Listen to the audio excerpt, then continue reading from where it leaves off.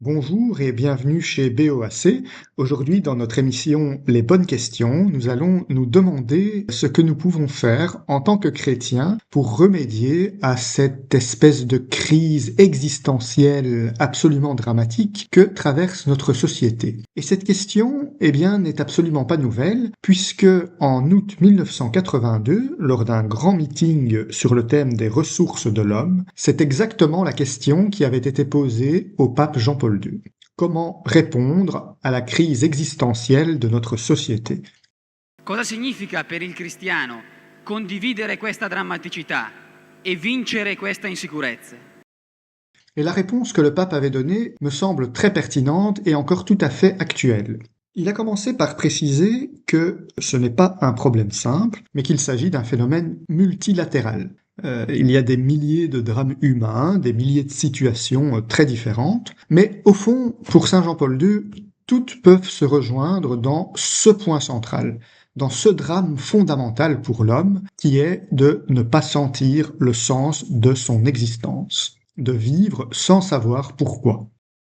Di non sentire il senso della sua esistenza. Et là, il a expliqué que pour trouver le sens de son existence, l'homme a justement besoin d'avoir accès à certaines ressources. Et le pape en a distingué trois grandes catégories. Les ressources naturelles extérieures à l'homme, les ressources intérieures, propres à notre nature et à notre personnalité, et enfin les ressources surnaturelles offertes à l'homme en Jésus-Christ. Alors, pour ce qui est des ressources naturelles, je dois avouer que la limite entre celles qui sont extérieures à l'homme et celles qui lui sont intérieures est parfois un peu ténue. Les ressources extérieures, on peut bien entendu penser aux études de notre environnement, ou simplement de notre rapport avec les éléments qui nous environnent, ou encore à l'histoire, ou aux études comme l'astronomie, par exemple, qui nous aident à mieux comprendre notre place dans l'univers, là où nos ressources intérieures concerneraient plutôt notre intimité, l'exploration de notre âme ou de notre personnalité, mais aussi nos questionnements sur le divin, puisque l'homme est un être naturellement spirituel. Et puis il y a la philosophie aussi, qui nous apprend à penser, et qui est un peu à la limite entre nos ressources extérieures et intérieures. Et même les différentes religions humaines, en un sens. Il existe une quête spontanée de Dieu qui est inscrite dans le cœur humain. Et donc tout ce que l'homme trouve de bon et de vrai, il essaie de l'exprimer dans des religions qui peuvent donc aussi, dans une certaine mesure, faire partie des ressources naturelles qui sont à notre portée. Mais dans tous les cas, ça reste des ressources naturelles, imparfaites et tout à fait différentes des dons surnaturels que nous recevons dans le Christ, comme l'exprime ici très bien Saint Jean-Paul II.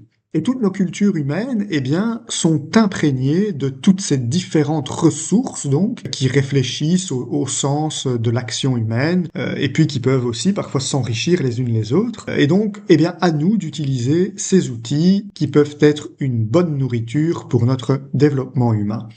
Un exemple intéressant à ce sujet, je lisais récemment que les tragédies grecques antiques, vous voyez le genre littéraire de la tragédie dans la Grèce antique, s'est développé à une époque où la société était en mutation, notamment dans son rapport avec la justice, avec le développement des tribunaux, des lois, etc. Et ça se voit dans les pièces. Le héros est masqué et le cœur a le visage découvert, pour montrer qu'ils sont dans deux catégories sociales différentes. Et surtout, le cœur ne va plus simplement exalter le héros comme il le faisait auparavant, mais il va l'interroger, il remet ses choix en question, il lui demande des comptes, et ça c'est dû donc à un nouveau rapport de force dans la société. Autrement dit, chaque civilisation réfléchit au sens des actions humaines dans son contexte propre.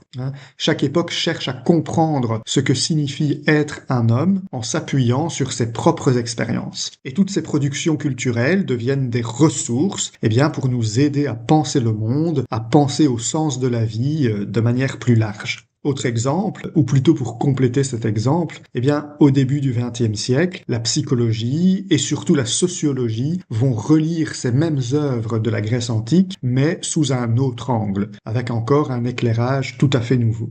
Donc oui, nous disposons de ressources naturelles, extérieures et intérieures, qui nous aident réellement à mieux comprendre notre vie, qui s'éclairent les unes les autres et qui apportent des éclairages différents, disons, sur notre place dans le monde. Et c'est pour ça que l'Église a toujours encouragé les sciences, les arts, l'histoire, la philosophie. Ce ne sont pas des ennemis de la foi, ce sont des outils précieux pour le développement humain. Mais, comme je le disais, toutes ces ressources restent naturelles, même les religions humaines, même la quête sincère de la divinité, même les réponses partielles que l'homme peut trouver en explorant son âme.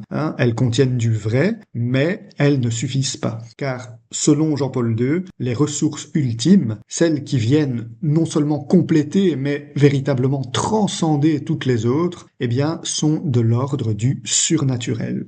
Elles viennent du Christ. C'est bien entendu la foi, c'est l'espérance, la charité, qui sont des vertus surnaturelles directement infuses par Dieu dans notre âme, et puis ce sont tous les trésors que l'Église met à notre disposition. La parole de Dieu, bien entendu, est une ressource, mais aussi les sacrements qui nous font véritablement toucher au divin. Donc, ça signifie en gros que notre monde a besoin de deux choses. Il a besoin d'être encouragé à chercher à travers la science, la culture, la réflexion, mais notre monde a aussi et surtout un besoin urgent de rencontrer le Christ. Et ça donne un regard particulier sur le sens de l'évangélisation.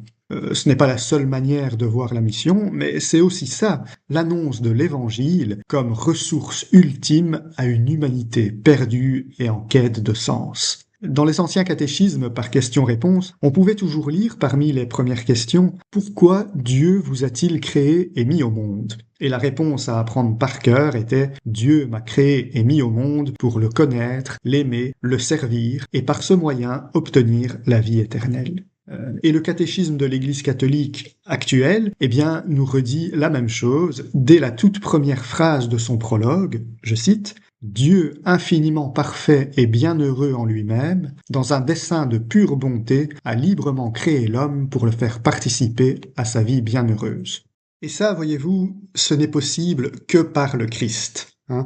La lumière naturelle de la raison peut nous aider à comprendre que Dieu existe, certes, mais elle ne nous permet pas de le connaître intimement. Ça, c'est possible que dans le Christ Jésus, notre Seigneur. Et c'est d'ailleurs ce que Jésus lui-même nous a enseigné lorsqu'il a dit « Père, la vie éternelle, c'est qu'ils te connaissent, toi, le seul véritable Dieu, et ton envoyé Jésus-Christ. » Voilà. Et ça, eh bien, Dieu a choisi de le rendre possible à travers nous, à travers l'évangélisation. Alors osons proposer cette rencontre à nos contemporains, et ensuite ce sera à l'Esprit Saint de faire son œuvre pour qu'il renouvelle la face de la terre. Voilà, merci pour votre attention. N'hésitez pas à visiter notre site Les bons outils de l'âme chrétienne. Vous y trouverez des bons liens pour se former chrétiennement. Voilà, et nous, on se retrouve bientôt pour une nouvelle émission.